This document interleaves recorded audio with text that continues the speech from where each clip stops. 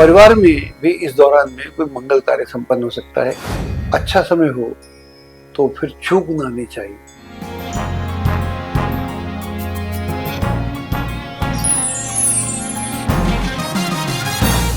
नमस्कार, मैं हूं डॉक्टर अजय भांबी और हम बताने जा रहे हैं मकर राशि का वार्षिक भविष्य 2025 का। सबसे पहले आप सबको नए वर्ष की ढेर सारी शुभकामनाएं। ये जो वर्ष है यूं तो आपके लिए पूरा अच्छा है, लेकिन ऐसे बोलने का मुझे आनंद नहीं आता, तो मुझे बताना पड़ेगा कि मैं ऐसा क्यों बोलता हूँ। तो ग्रहों की बात करता हूँ।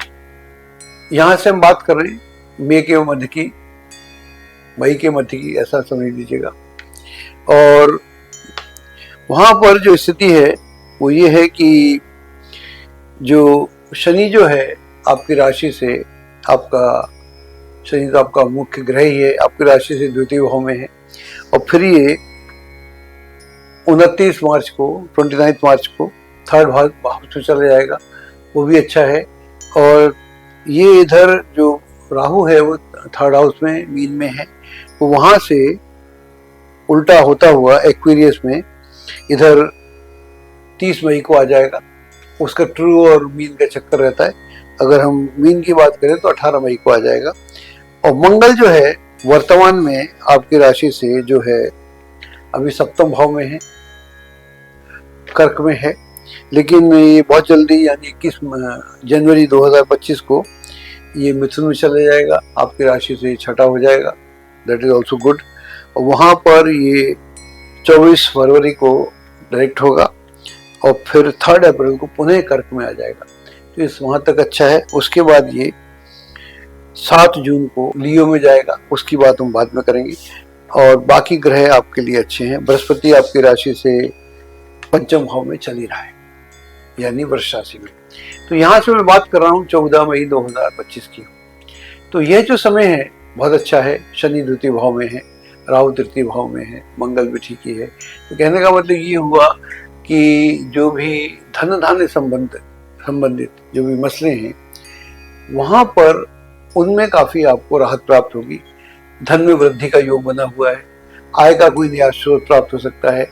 और आय से संबंधित जो भी उलझने हों, अगर आप कोई बैंक या वित्त संस्थान से ऋण आदि प्राप्त करने के इच्छुक हैं तो उसमें भी आपको अच्छी खासी सफलता प्राप्त होगी और आसानी से आपका कार्य बनेगा। अगर आप ही का धन कहीं फंसा हुआ है, वो मिल नहीं रहा है, तो उसके भी पुनर्जीवित होने की, क्योंकि एक को तो मर ही जाता है ना, आदमी पैसा ना दे लगता है अपना पैसे ही मर गया, तो उसके पुनर्जीवित होने की या मिलने की पूरी संभावना है। और परिवार में भी इस दौरान में कोई मंगल कार्य संपन्न हो सकता है और उसमें विवाह भी हो सकता है, शिशु जन्म भी हो सकता है। और अगर कोई आपका प्रेम प्रसंग चल रहा है तो उसमें आपको बहुत अच्छी सफलता प्राप्त होगी। जो लोग क्रिएटिव फील्ड से जुड़े हुए हैं, उसमें सृजन के क्षेत्र से जो भी संबंध रखते हैं, सृजन का एरिया इतना विस्तार है कि उसकी मैं व्याख्या भी नहीं कर सकता। चाहे आप लेखक हों, साहित्यकार हों, पोइट हों, म्यूजिशियन हों, या आजकल तो वेब डिज़ाइनर हो, या एआई के बंदे हों, या और कुछ करते हो, आजकल तो बहुत सारे एरियाज हैं। तो आईटीएंस हों, तो मैं समझता हूँ कि वो अपने एरिया में जो भी आप करना चाहेंगे या कर रहे हैं उसमें आपको आपकी उम्मीद से अच्छी सफलता प्राप्त होगी। तो ये एक ऐसा समय है जिसका भरपूर प्रयोग करना चाहिए।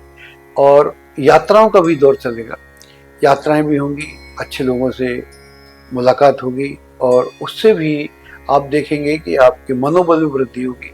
आपको लगेगा कि जो संबंध मुझे चाहिए थे, जिन लोगों के साथ मैं कंफर्टेबल फील करता था या जिनके साथ मेरा मेंटल लेवल मिलता था, ऐसे लोगों के साथ आपका संपर्क बढ़ेगा और इस दिशा में यात्राएं होंगी और यात्राएं भी आपको बहुत लाभ देंगी। तो यह एक अच्छा समय है। और अच्छा समय हो तो फिर चूक ना आनी चाहिए, फिर आलस नहीं करना चाहिए। तो आलस्य का त्याग करें, अगर आप करते हैं तो, नहीं करते हैं तो बहुत अच्छी बात है। उसके बाद में मैं तो बोलते ही आ रहा हूँ कि 2025 का जो साल है, it is devoted to Jupiter. इस पूरे वर्ष का जो संचालक है वो बृहस्पति है।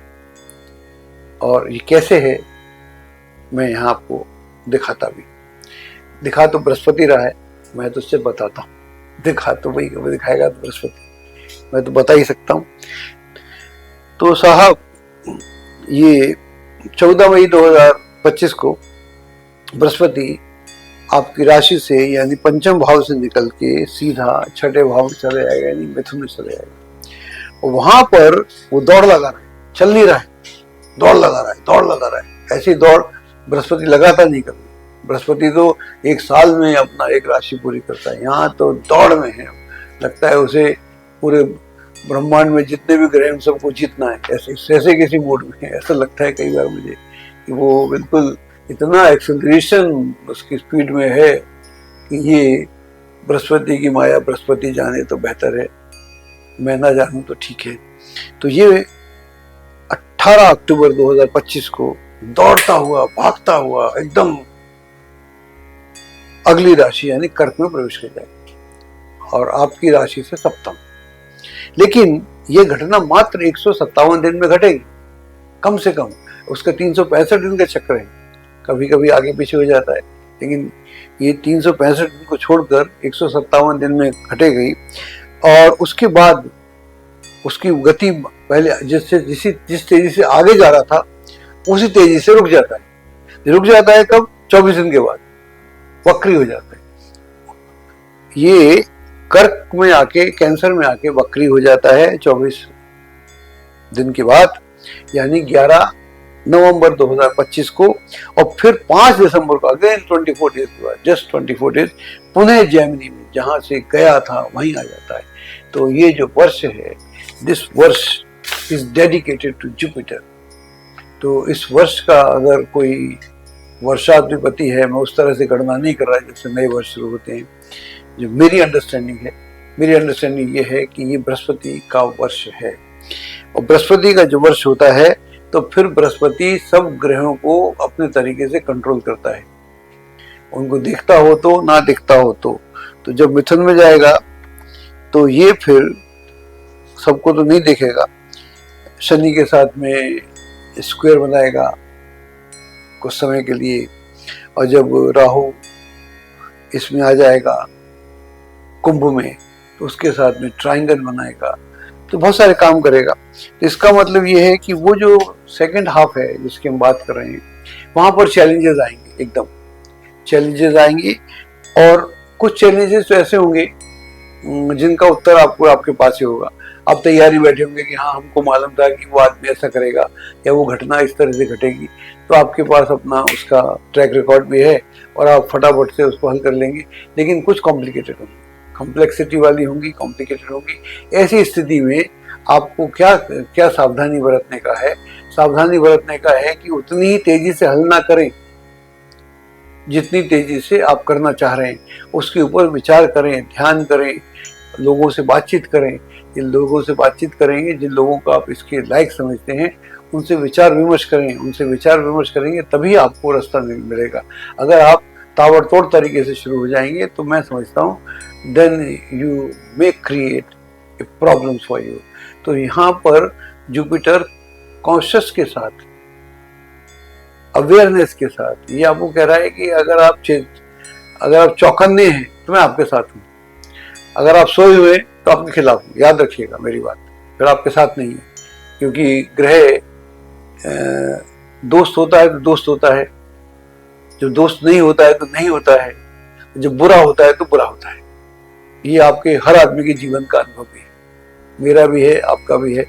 तो ये यहाँ पर जब ये काइंड है तो बहुत काइंड है, ये काइंड नहीं है तो बिल्कुल काइंड नहीं है। अब ऐसे ही मान ले कभी कभी गुरु जब नाराज हो जाता है तो फिर वो आपके तड़पने पे भी, पैर छूने पे भी आसानी से आपको माफ नहीं करता। वो आपको रियलाइज कराना चाहता है कि yes you must understand what you have committed, what you have done. अगर उसको बदलाव नहीं कर सकते तो मैं भी तुमको माफ करने को तैयार नहीं हूँ। तो ग्रह बिल्कुल क्षमा दान प्रदान करने वाले होते हैं और ग्रह कभी कभी क्षमा दान प्रदान बिल्कुल नहीं करते। तो ध्यान रखिएगा और मेरी शुभकामनाएं तो आप सबके साथ रहती ही हैं। अगर आपने ये चैनल, हमारा Ajay Bhambi channel ABC subscribe नहीं किया तो आपको सब्सक्राइब करना चाहिए, उसके बेल के बटन को दबाना चाहिए और हमारे जो भी वीडियो आएंगे आपको अपने पास आपके पास अपने आप पहुंच जाएंगे। और आजकल हम बहुत सारे वीडियो बना रहे हैं और एक नए अंदाज से बना रहे हैं, ये आपको कहीं और देखने को नहीं मिलेंगे। तो हमको सहयोग प्रदान कीजिएगा और हमको आप सबके सहयोग की बहुत बहुत आवश्यकता है। धन्यवाद। एस्ट्रोलॉजी की सटीक जानकारी के लिए विश्वविख्यात एस्ट्रोलॉजर अजय भांबी के YouTube चैनल ABC चैनल को सब्सक्राइब, लाइक और शेयर करें। लेटेस्ट अपडेट के लिए बेल के बटन पर जरूर क्लिक करें।